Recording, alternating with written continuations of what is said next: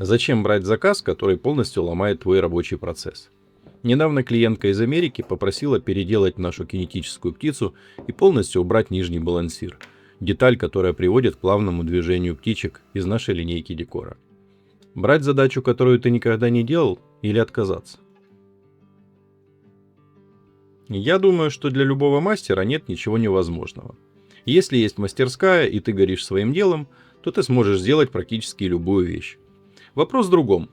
Любой микробизнес должен постоянно эволюционировать, иначе он загнется. И когда прилетает нестандартная задача, ее нужно брать не ради разовой прибыли, а ради того, что будет с твоим производством завтра. Все началось обычным вечером. Было около 9, я заканчивал текущие дела в мастерской, когда позвонила Алина. «Домой собираешься? Давай ужинать, а заодно обсудим один запрос от клиента. Потому что без тебя я не знаю, что ответить», — сказала она. Писала нам Мария из городка Харрисон, штат Огайо. Ей нужна была желтая птица, но такая, чтобы балансировала на ветру, и у нее не было нижнего балансира. Она прислала фотографию птицы, которая уже висела у нее на веранде.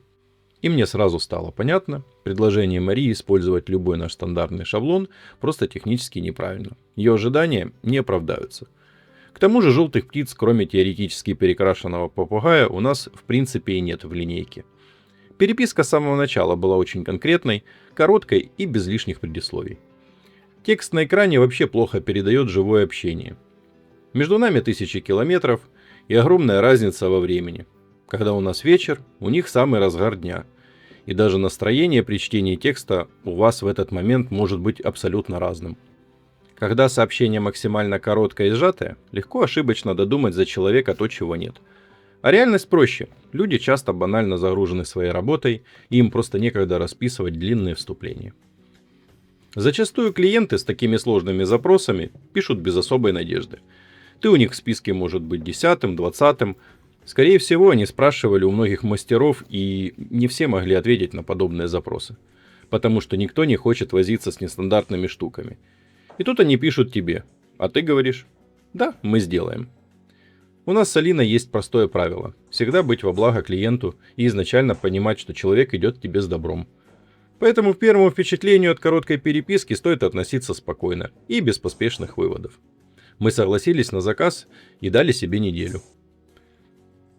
Так как желтой птицы в нашем каталоге не существовало, мы решили отрисовать абсолютно новый силуэт. Выбор пал на иволгу.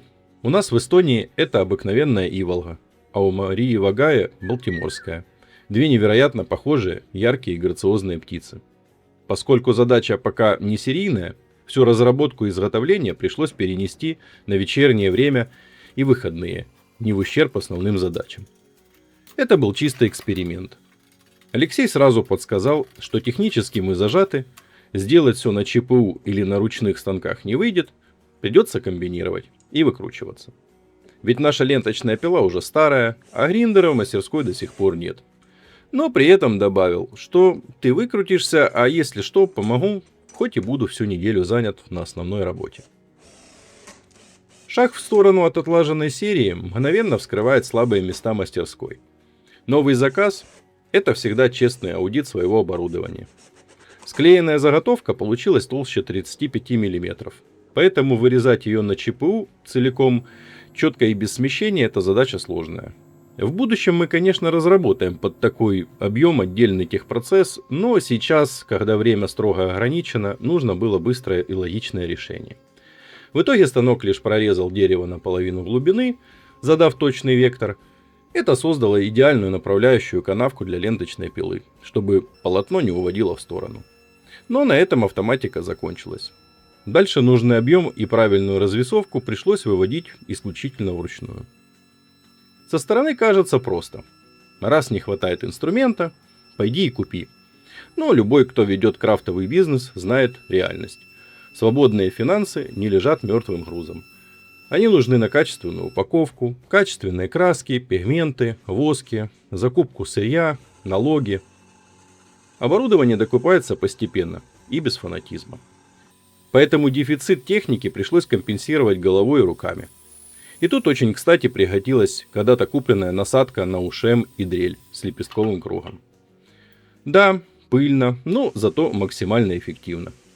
Специальная насадка для выборки углублений помогла задать общую грубую форму, а лепестковый круг уже довел объем тела и анатомию до финала. Скажу так, несмотря на всю пыльность, процесс оказался безумно увлекательным. В такие моменты ты наглядно начинаешь задумываться о новом оборудовании и о дополнительной системе аспирации. Поэтому, понимая, что балансировать будет именно тело птицы, нужно было выбрать форму так, чтобы вес был не только распределен по заготовке, но и хотелось бы, чтобы птица была похожа на птицу. Крылья легкие и порхающие, как на фото у Марии, а тело массивное. Поэтому постепенно приводил форму к нужной развесовке, постоянно проверяя баланс на тестовом подвесе. Грунтовочный слой по дереву белой краской подчеркивает желтый цвет, а уже у самой птицы сделаны черные штрихи оперения. Птицу хотели больше желтую, поэтому и такой раскрас. Но самое главное в этой истории – это не технические нюансы, а люди. В процессе работы, пока сохли слои краски, мы продолжали общаться с Марией, и барьеры полностью исчезли. Оказалось, что Мария и ее муж – наши коллеги по цеху. Они точно так же, как и мы с Алиной, вдвоем тянут свой семейный микробизнес на Etsy. Ребята делают ювелирные украшения в церковном стиле и очень сложные декоративные боксы под них. Это невероятно тонкий, кропотливый ручной труд. Они живут в Харрисоне, в старом городе с глубокими традициями, где их знают и уважают как мастеров. И когда мы поняли, что мы на одной волне, что мы делим одни и те же проблемы, завалы в мастерских и логистические задачи, все стало на свои места. Вся ее изначальная лаконичность переписки оказалась обычной нехваткой времени, которую мы сами прекрасно знаем. Каждая такая история общения дает нам с Алиной колоссальный опыт в продажах, построении линейки и понимании своего покупателя. Посылка с желтой иволгой улетела через океан, и Мария, как и обещала, прислала нам видеоотзыв. Давайте просто посмотрим на результат работы, которая связала две маленькие мастерские на разных концах планеты. Hi, this is Maria. I have an Etsy shop in Harrison, Ohio, and we do wood boxes. And we were looking for a yellow oriole, and we found one on Etsy from a company called Sky and Fly Studio at Estonia, and he made us this custom bird. Normally, when there's wind, the wings fly back and forth, and it looks absolutely stunning. But today, there's not a lot of wind, so you can see that just how pretty it is, though, even just without it blowing in the wind. We had two other birds, a red and a yellow one, and needed a new one for our collection. And he was kind enough to custom make a yellow one for us, and it turned out perfect. And I hope other people enjoy him as much as we do, and that you support this shop because he does stunning work. Thank you. Любой сложный заказ – это не повод для страха. Это вектор для развития. Этот случай дал мне четкое понимание, куда двигаться дальше. Теперь, благодаря Марии, в нашей мастерской появится абсолютно новая, самостоятельная серия кинетических птиц. Сбалансированных, без нижнего груза, только за счет геометрии. Ну и, конечно, появится нужное оборудование для реализации таких проектов. Не бойтесь брать задачи, которые кажутся неудобными. Именно они показывают вам реальное состояние вашей мастерской и заставляют ваш бизнес расти. Спасибо, что смотрели это видео. Ставьте лайки, подписывайтесь на мой канал и до встречи в следующих видео.